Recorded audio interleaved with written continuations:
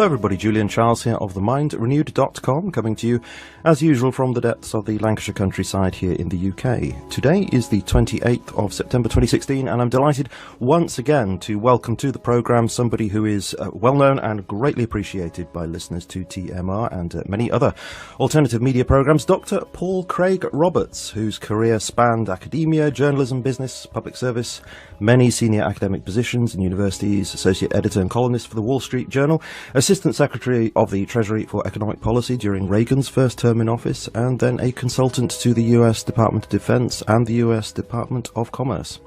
Dr. Roberts, thank you once again for joining us on the show. Well, Julian, it's always pleasant to speak with you. It's always a privilege to be able to speak with you, Dr. Roberts. So we're going to be talking today about the ongoing situation in Syria and the prospects for war as you see them. And I'm responding here really to a short article that you posted last week at paulcraigroberts.org, which you called, quote, "Finally, the Russians have caught on that negotiation with Washington is pointless," end quote. And in that you call for the people in the West to wake up to what our so-called leaders are doing, lest there be a third world war. And you draw specific attention to an article that analyzes the words of Russian Foreign Minister Sergei Lavrov at a recent meeting of the UN Security Council, and which he basically says that the so-called ceasefire agreements are now pretty much off the table for discussion. So I wanted to begin by asking you, why is Lavrov saying that they're off the table now? Well, there was the American attack on the Syrian army position. It was a known position. And so this was obviously not merely a violation of the ceasefire, but it was a new development. It was the first time the United States had itself directly attacked Syrian forces instead of using its jihadist forces, such as ISIL. So that was not only a violation, but it was an escalation of the conflict. It was a statement by Washington to the Russians that Washington was now directly entering the conflict and that Russia in the future might actually face American forces, either in the air or on the ground. And then we had the Turkish-U.S. Invasion of northern Syria. So the country is now petitioned.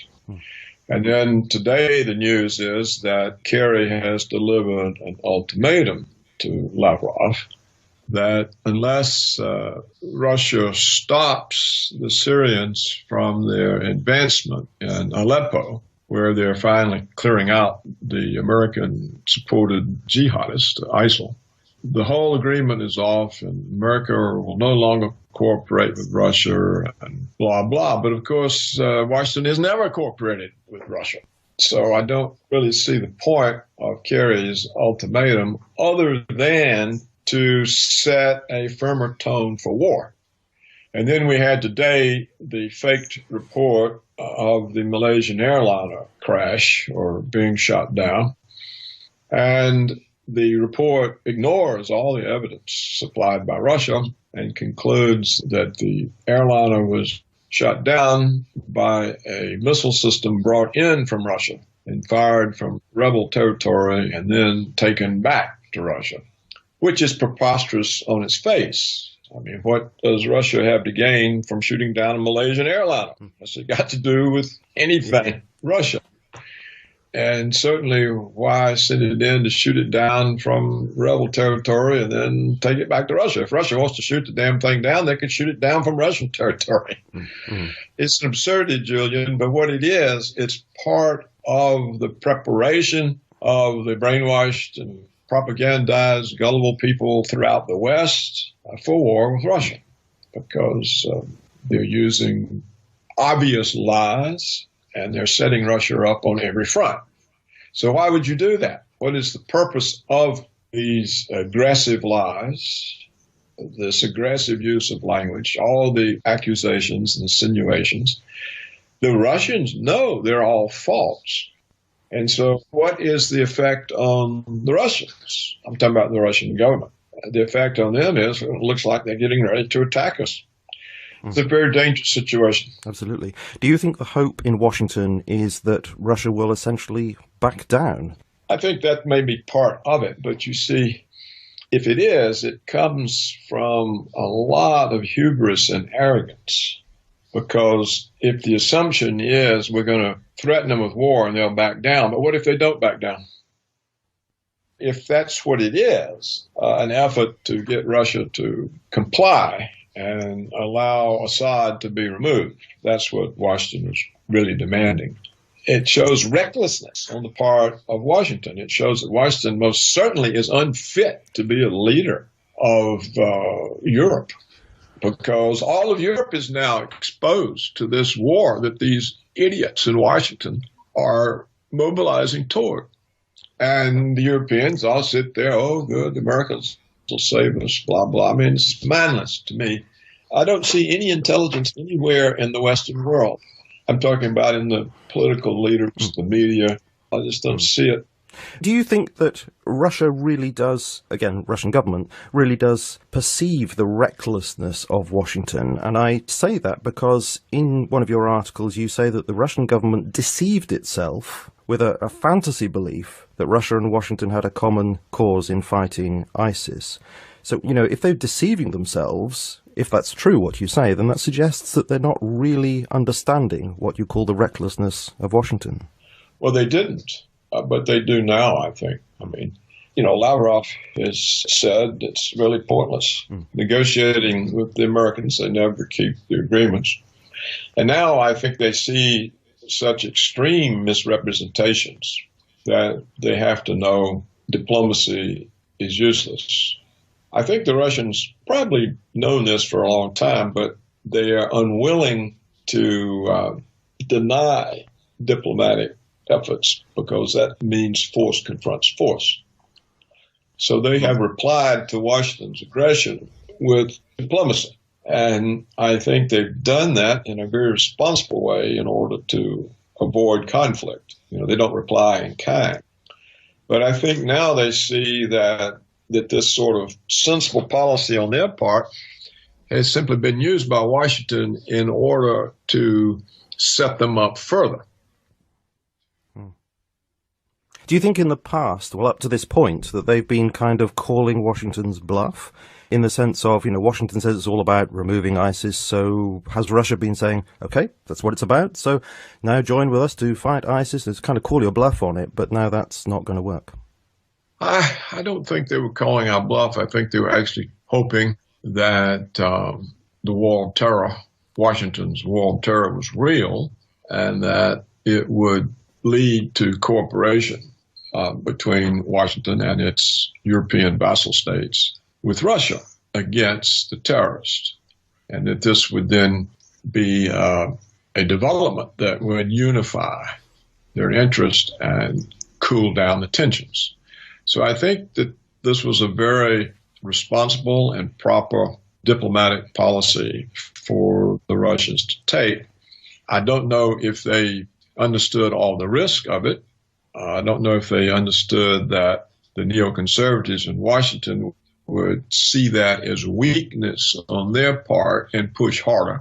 I don't know if they understood the risk that Washington would simply take advantage of the Russians willing to keep giving these ceasefires in order to beef up ISIS and to interject American forces directly into the conflict, and to arrange for Turkey to invade northern Syria. You see, I think the Russians and the Syrians can, at this point, clear out ISIS. Kerry's trying to block that in Aleppo, but the Russians and the Syrians can't really clear the Turks and the Americans out of northern Syria without having to attack Turkish and American forces. That then would lead to a much more serious situation. So I don't know that the Russians understood that by giving these ceasefires and halting and all of this, that they were going to end up with direct American and NATO participation in Syria. So you're essentially saying they've been too trusting, yeah. And as a consequence of that, there's been this, effectively, an invasion. Is it 100 kilometers wide in northern Syria now occupied? Is that right? I don't know how large it is, but it would certainly get larger. I mean, the country's petitioned, and so Washington can now keep the war going forever. In fact, it now has a place that ISIS can be safe because the Russians will hesitate to attack Turkish or U.S. positions. Now, they may simply lose their patience at some point. So, yes, I think they've been too trusting, but even more than that, I'm not sure they understood the risk in their very responsible position. They were trying to behave in a responsible way, and I don't think they understood that Washington was going to behave in the most irresponsible way possible. And so the two strategies don't meld in any way. So Washington's irresponsible policy would take advantage of the Russians' responsible policy. And I think the consequence has been worse for the Russians. If you remember, 2 days after the 70th anniversary of the UN, in which Putin declared that the state of affairs in the world is no longer acceptable to Russia, the Russians went into Syria and started wiping out ISIS. They had the job practically done, but they pulled out. And they went in legally, didn't they? They were invited in by Assad. They went in legally, yeah. But when they pulled out, I think there are two explanations, and they may both been part of it. Part of it was to show the Europeans, look, we're responsible. We're not trying to make Syria a territory, a part of our empire. And I think also the Russian government is handicapped by pro-Western elements. They're known as Atlanticist integrationists, and they believe that the future of Russia is to be integrated into the Western world. They're very Western-oriented. And I think that Prime Minister, the former president, Medvedev, I think he's one of them. But they hold certain positions, and it seems that Putin kind of balances them with the more hard-cast characters who are tired of putting up with the United States and the West. And so I think that's a constraint also on Putin's decision-making. I think these Atlanticist integrationists, they are the most deluded people. And they probably exercise a lot of pressure toward trusting the West, which I think a number of the Russian government officials know is pointless. And I think when Lavrov more or less said that, it shows a change in temperature in Russia. Now, on the other hand, I'm convinced the Russians don't want a war. So whether they will give up, sacrifice something in order to avoid war, that remains to be seen. But I think it's very irresponsible for Washington, the British, the Germans, the French, the Canadians, the Australians, the Danish. Can you imagine tiny little Denmark getting involved in something like this? I mean, they could be wiped off Earth in 10 seconds.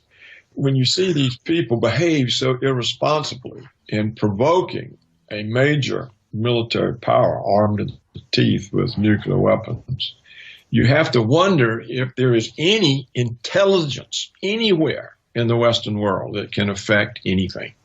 Certainly not the media, certainly not in the governments, apparently not even in the big organizations. So when you have this type of situation, you have to say war is very possible. And one thing that really concerns me about this is as NATO troops get more and more involved, as surely they will do, and this area that's been invaded expands further, then it seems to me, I don't know whether you agree, that, the mainstream media will make a propaganda coup out of this and say that, well, Russia is not being involved in fighting terrorism anymore. They're not joining with the international community. They're being very selfish and looking after their own concerns and looking after Syria's concerns. And the bigger this occupation becomes and the more NATO gets involved with it, it's going to create even a greater bifurcation than we already have. Exactly. You're right. That's exactly what is happening. That's Washington's strategy. I use the phrase international community there, ironically, because I know it's a propaganda phrase in itself. It's a propaganda. Noam Chomsky often points that out, yeah. I wanted to ask you about the rebels and the terrorists, as they're variously labelled. You also write the Russian government even went along with the pretense that the various ISIS groups operating under various pen names were moderate rebels who could be separated from the extremists. So are you saying here that there are no moderate rebels, or are you just saying it's very difficult to distinguish between who is who, because there are so many different groups? There are not any. It's just a made-up thing that Washington was using. All the so-called rebels in Syria were sent there by Washington from Libya. These are the people Washington used to overthrow Gaddafi. Now, Washington's plans were for Washington to invade Syria, just as they invaded Afghanistan and Iraq. You may remember Obama had the red line, and if Assad of Syria crossed the red line, the United States would invade. And the red line was use of chemical weapons against his own people. So we listened to this being set up. They set this up over the months, maybe even over the course of a year. And we were told repeatedly that the United States would invade if Assad used chemical weapons against his own people. Then he obliged. Isn't that nice of him? Apparently. We did. I mean, all the evidence is that this was a fake job. So when we got these weapons to go off, then we said, he's crossed the red line, we're going to invade. And Obama talked to Cameron. He said, of course, we'll support you. And we were getting all ready to go, and two things happened. The British Parliament voted no. The British Parliament told Cameron, we're not going to support any more American war crimes. Absolutely. It's one of the best things we've done, I have to say. It was unbelievable. Nobody expected it, least of all Cameron and Washington. And then the other amazing thing that happened was the Russians told us no. They said, you're not going to do that. We'll handle it diplomatically. We'll take all the chemical weapons out of Syria. And so that stymied us. And when we were stymied, because we're determined to get rid of Assad at all costs, then we poured in ISIS. Every time an ISIS arms depot is captured, it's full of American weapons. We sent them there and we said, these are the moderate rebels fighting for democracy in Syria against a dictator who kills his own people. So this is the kind of propaganda we made up. And then because some elements of ISIS were really pretty brutal, cutting people's heads off and eating their hearts, and we then said, all these other groups. So we have ISIS, we had al-Nusra, and we have all these other groups, and they're all made up names. So there's not any such thing as moderate rebels, and there aren't any rebels trying to overthrow Assad. You have to remember, Assad's been elected twice, and the vast majority of the Syrians support him. And he's not a dictator. He was actually a London eye doctor called home when his father died to try to hold the situation together. He's a secular leader. And we're getting rid of secular leaders. I mean, Saddam Hussein was a secular leader. For all practical purposes, so was Gaddafi. But they had independent foreign policies. They weren't willing to be American puppets. And so Washington's policy is to remove secular leaders so that the whole Middle East goes into chaos of sectarian conflict, the Shia and the Sunnis. And if the whole Middle East is in sectarian conflict, there's nobody to get in Israel's way. And this conflict, this jihadism, can be spread into Iran, and the same thing achieved there. And then it can be spread into the Muslim areas of the Russian Federation and into the Muslim province of China, the province that borders Kazakhstan. And so this is Washington's policy for destabilizing Iran, Russia, and China. And that's what's going on. It's got nothing whatsoever to do with fighting terrorism. We sponsor it. We create it. It's a tool that we use. Is it more than a continuation, but really a morphing into something much more sinister? You know, of the policy back in the time of the Soviet Union when the Mujahideen was used in order to fight a proxy war. I mean, is it a morphing of that into something global? Well, it's morphing into something against Iran, Russia, and China. What are the countries that the United States doesn't really dominate their policy? It was Libya. It was Saddam Hussein, Iraq, it's Syria, it's Iran, it's China, it's Russia. It was maybe in some sense also Afghanistan. So what's happened to these countries that were not under Washington's thumb? They're being destroyed. And Iran is not off the radar. They're just off it until we work our way through Syria. I think Iran is on the list that Wesley Clark talked about several years ago, and he said that he was told that it was US neocon policy to go into X number of countries in X number of years. Yeah, I don't remember if it's on there or not, on what he said, but it's certainly on the list. In fact, every country. In fact, now what you're going to see is Philippines is going to be on the list because the president of the Philippines has apparently had enough with the United States and is talking about opening to Russia and China. You have to remember the Philippines were conquered by us. We took them away from the Spanish and we ruled them and we didn't treat them nice. And some years ago, they banned us from Subic Bay. And then they got into a fight with China and needed some support, so they let us come back to Subic Bay. And now they've got this president who seems to be willing to throw us out again. So that's a very dangerous situation for him. But look what happens to anybody who doesn't follow our rule. What was the woman's name who was president of Argentina? Cristina. We got rid of her. We framed her up. She's out. The next one was Rousseff in Brazil. Framed up, gone. We're about to get rid of the president of Venezuela, Ecuador, and Bolivia. Why? Because they are independent in their foreign policies. They criticize us. Legitimately criticizes. So the United States simply does not permit any country to conduct a foreign policy independently of Washington. And so I'm challenging you, your listeners, anybody, give me a list of countries with independent foreign policies. Right now, you've got Syria, Iran, China, and Russia, and North Korea. Who else? South Korea? Japan? Nope. Indonesia? Nope. We wiped them out some decades ago. Malaysia? No. India? Yeah, India maybe. I don't know what we've got in store for India. I think Washington is going to try to avoid that and just bypass it. If they can destabilize Russia and China, then India will surrender.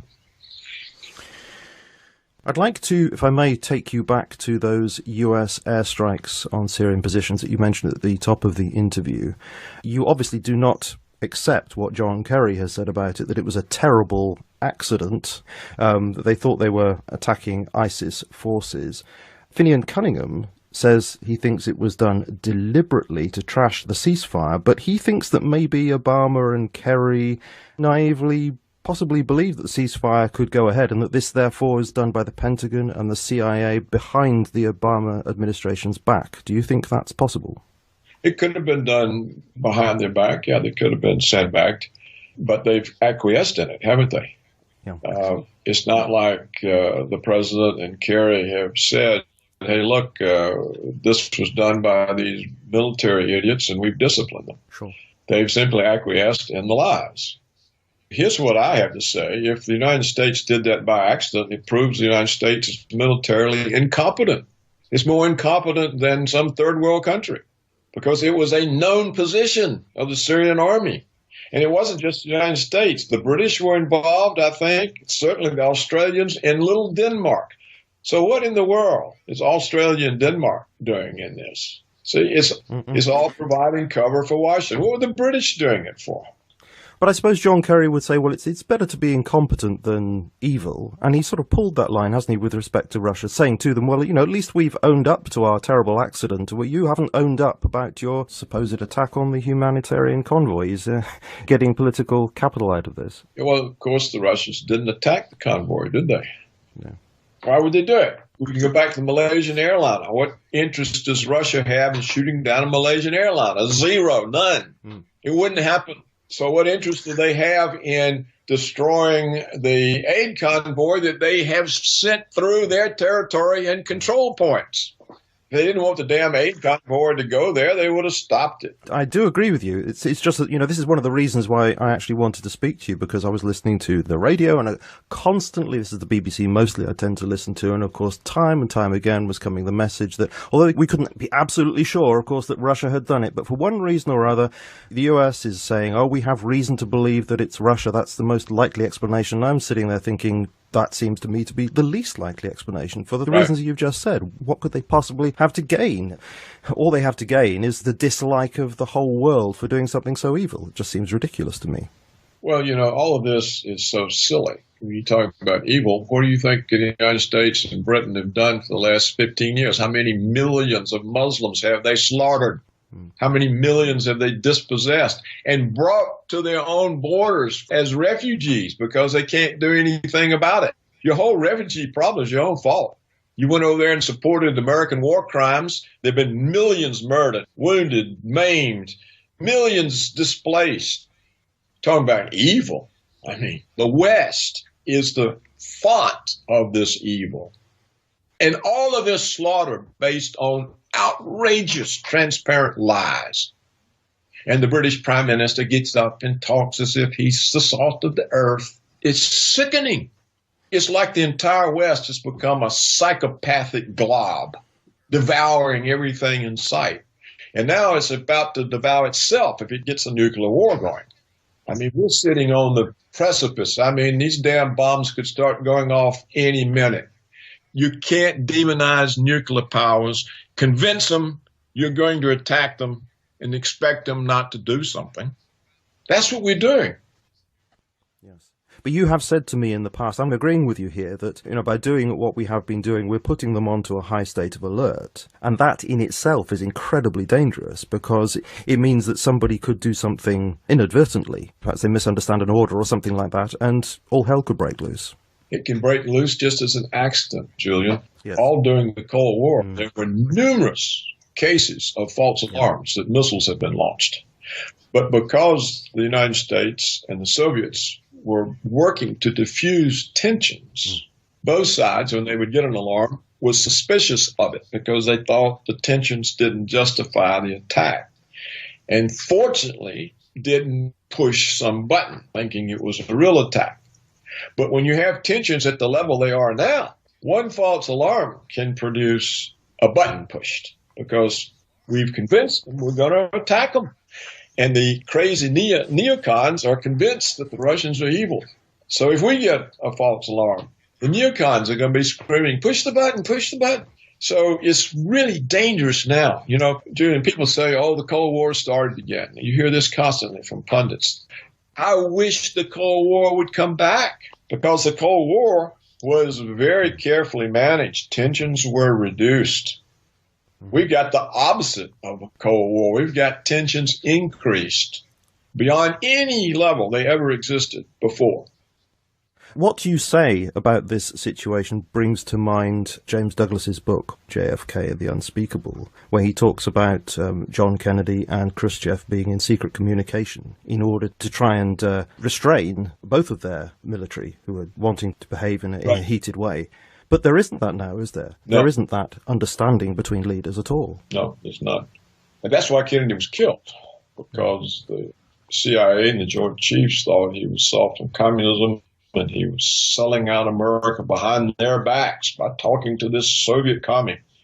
And we can't trust him. He'll sell out America. And this is why he was assassinated. Yes, it's a very convincing case. Yeah.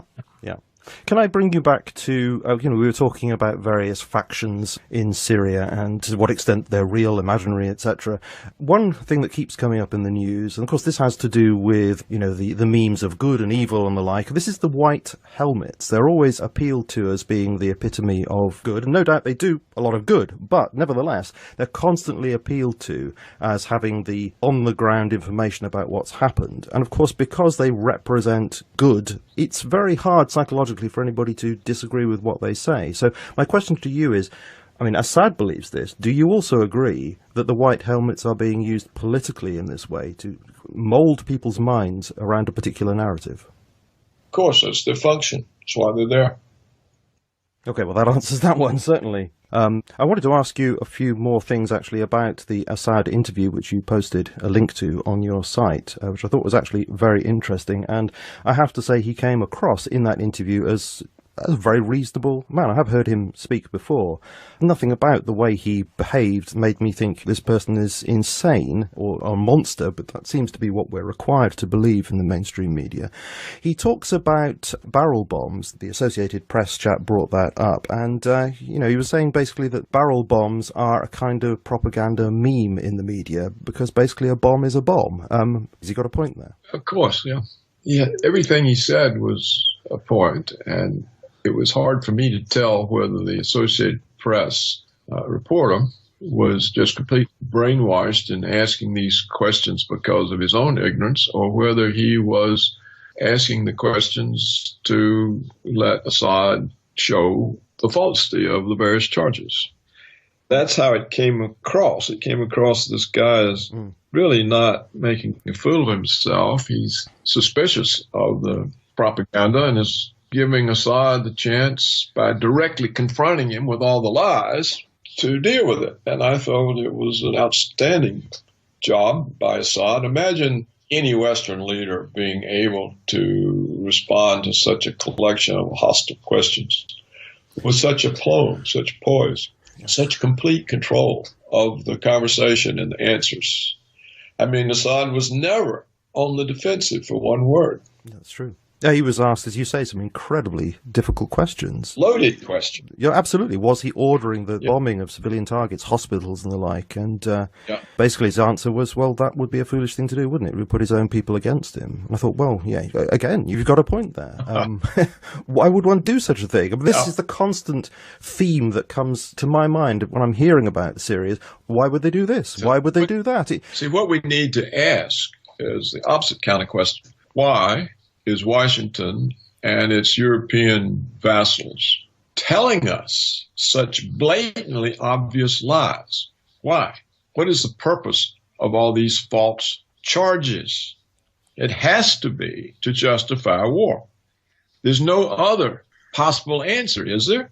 I agree. It must be to justify making motions towards war, but presumably in the hope that the other side will back down. I mean, that has to be surely in their mind. They can't actually want to have a thermonuclear war. That doesn't make sense to me either. Well, some of them do want it. Really? Some of them think you can win it.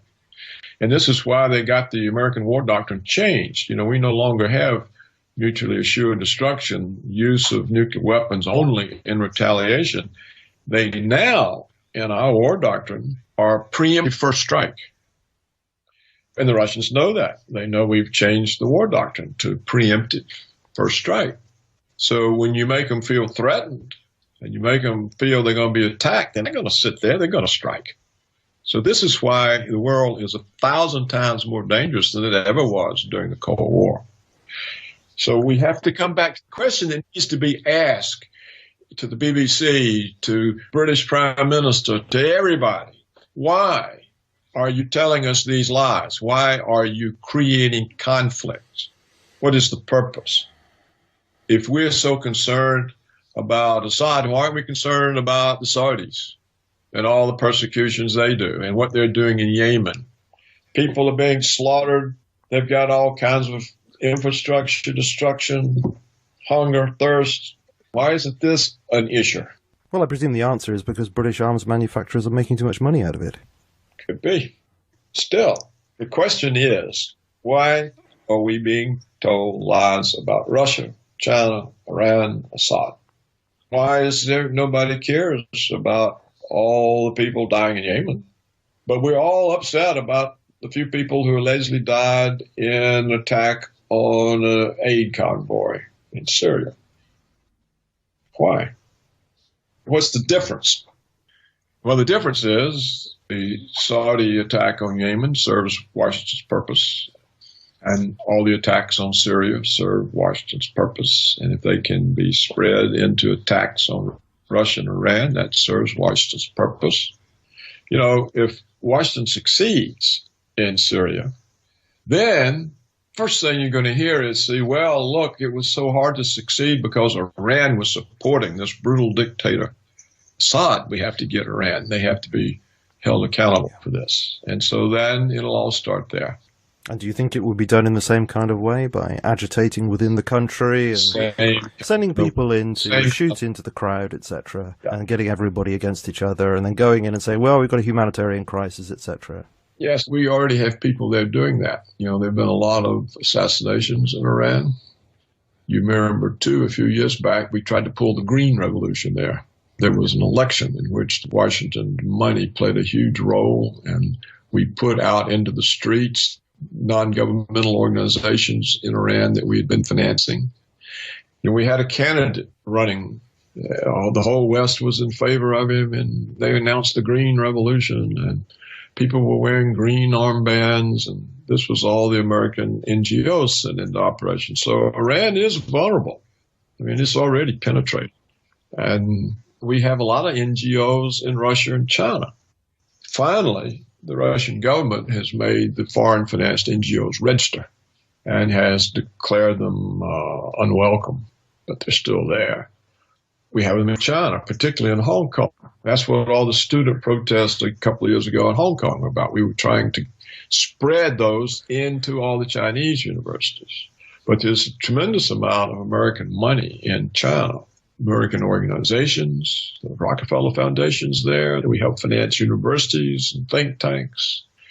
So both of these countries being trusting, thinking that having moved away from communism, that they had some sort of common interest with Washington. They don't perceive even now the ideology of the neoconservatives, because the notion of world hegemony is so absurd that the Russians and Chinese can't take it seriously. They don't see that as a threat. It's just too absurd. What do you mean history chose you to have hegemony over the world? They don't understand that this is a real fanatical ideology. And so they've been careless in exposing themselves. Like the Russian currency is exposed. It can be manipulated. We can drive it down. They're foolish enough to allow foreign capital inflow. So you can send money in, drive the currency up, then at the crucial point, you can pull it all out and drive the currency down. Their central bank president is so gullible, she doesn't even understand the exposure that she makes available, how Washington can control the Russian economy through her incompetence. Both of these countries are too open to their enemies. We have all kinds of money and organizations and the Rockefeller Foundation, everybody working to create allies. And in fact, I won't say anymore. I was just thinking that when Russia acts in the way you described against these NGOs, getting them to register and the like, that is seen as Russia closing itself down and being dictatorial. Right. It's painted in that way. That's what they're accused of, yeah. In other words, if you don't let these crowds run through the streets and demand overthrow of the government and all of that, and they were all financed by Washington, in fact, the whole West, but mainly Washington and the German Marshall Fund. And there were 1,000 Western-financed NGOs operating in Russia. Right. Unregistered. I don't know how many are in China, but let me tell you what happens in China. An American company goes in, has a plant there. It creates a domestic board, a regional board. Now, the company is run from the board in the U.S., but it creates a fake board and puts on there the relatives of the local and regional Communist Party officials, pays them enormous sums. This then corrupts the local and regional Communist Party officials and gives them an interest different from the Central Party officials. They become allied with the Western firms, paying their relatives enormous sums of money. This is the way Washington subverts countries. It's how we're subverting China. We do the same thing in universities. The Chinese and Russian economists are essentially all neoliberals because they're trained in the Western tradition. So essentially, all of their recommendations set their countries up for manipulation by Washington. And a number of times in the interview you have used the word neoconservative, and in your article you say that what's needed and needed quickly, and I'm going to quote from you, is the criminal neoconservatives must be immediately removed from power in Washington before the insane fools start World War III. You say the CIA and the Pentagon must be put under tight constraints, and the European governments need immediately to disband the NATO alliance. So my question to you here is, well, how is any of that possible? It's not. That's why we're going to head right straight into World War III. Do you see... But people always say, tell us what to do. Well, I told them, that's what you got to do if you want to avoid the war, and you can't do it. Yeah, but do you see any hope?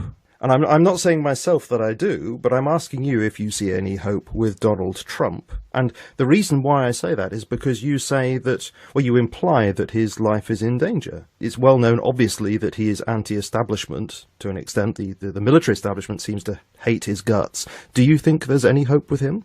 Well, probably not. If he were to be elected, the question is, could he staff a government that would support him? How would he do that? Does he know who those people are? Does he know who the enemies of the neoconservatives are?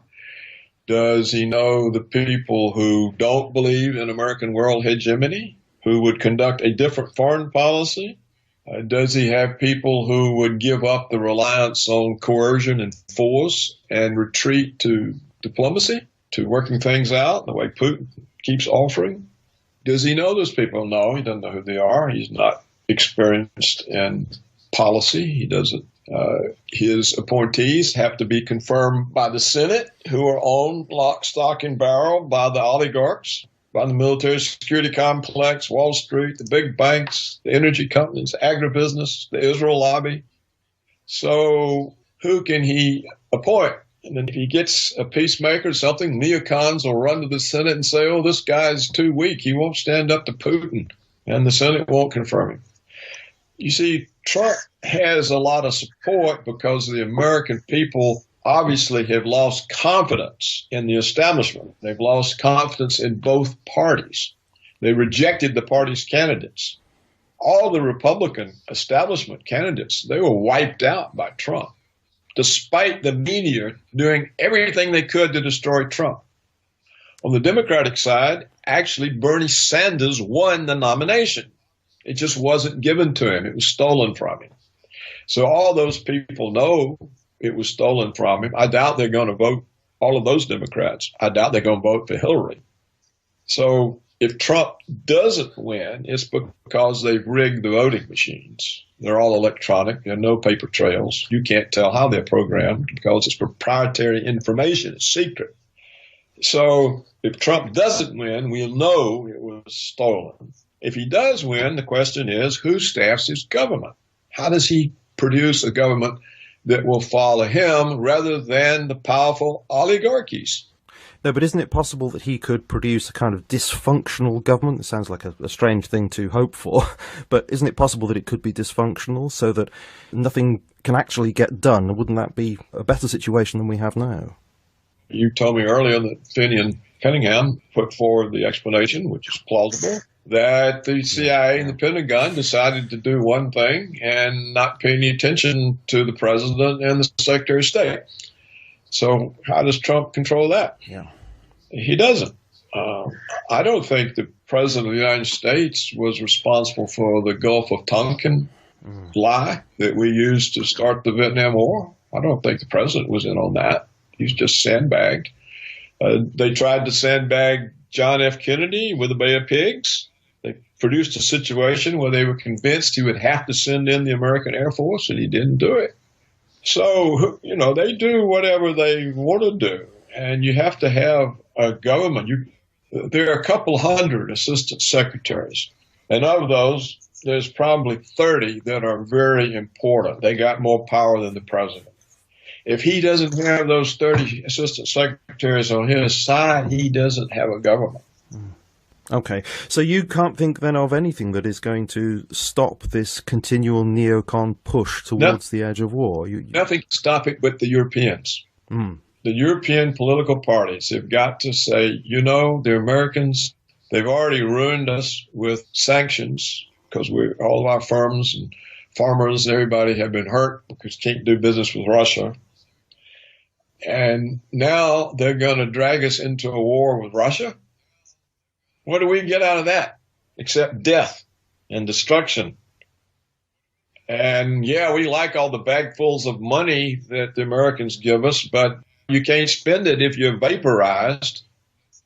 And so to hell with NATO. We're not participating in this. No more U.S. bases in Europe. No more forward bases on Russia's borders. We don't want anything else to do with you. Go home. Because if we let you stay here, we're going to all be dead. D-E-A-D. And until the leaders in Europe can reach that conclusion, there's nothing can be done. Can you think of anything that will actually lead European leaders to that conclusion? I mean, the only thing I can think of from what you're saying now is some sort of... Pardon? People voting out all of the established candidates, like the Americans tried to do in the primaries we've just went through. When the Tories and the Labour stand for election, they get 0 votes. That's what has to happen. When Merkel stands for election, she gets 0 votes. Hollande, Sarkozy, 0 votes. Nothing else. Or else the Russians and the Chinese just have to surrender, which is possible. I mean, it's not Putin who's driving the world to the brink of conflict. He's sitting there taking all the insults and the affronts. He's not replying in kind. The Chinese raise their voice, but they don't take any threatening action. So they may say, well, look, you know, these crazy Americans, they're going to kill everybody. It's better to be a vassal than to be dead. They may surrender.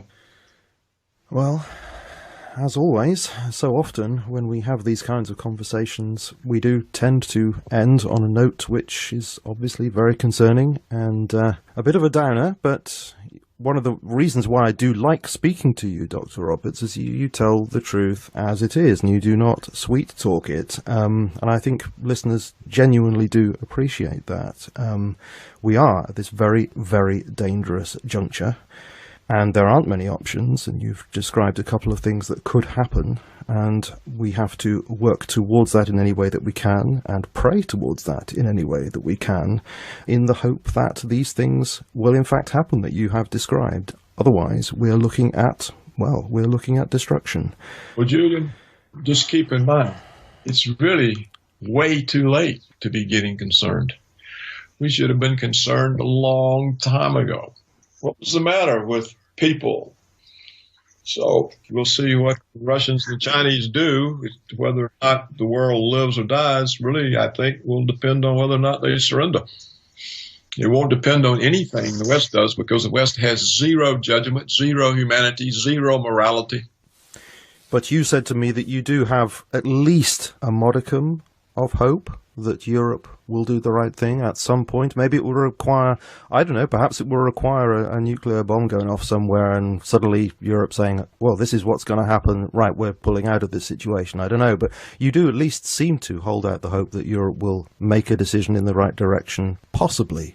I think that's the only hope Putin has. That's why Putin takes all of this abuse. He's waiting on Europe to wake up. It's the only hope. Not that Europe can do anything, but if Europe removes itself from the American empire, we don't have the cover, we don't have the forward bases, we're isolated. And the evil here is so enormous, it must be isolated. Do you think there's anything short of some kind of localized nuclear strike that would actually wake the European people up? I don't know what the strike would be. I think if one of those things goes off, all of them are going to go off. Yeah, you're probably right. Yeah. You have to understand how destructive these are. People say, oh, well, nuclear war, it's not all that bad. Look at Hiroshima and Nagasaki. They're great, big, beautiful, enormous cities. You know, they recovered. You know, it's no worse than the firebombing of Dresden. And this is the way some of these people talk. What they overlook is, as powerful as the atomic bomb was, it's a pop gun compared to today's thermonuclear weapons.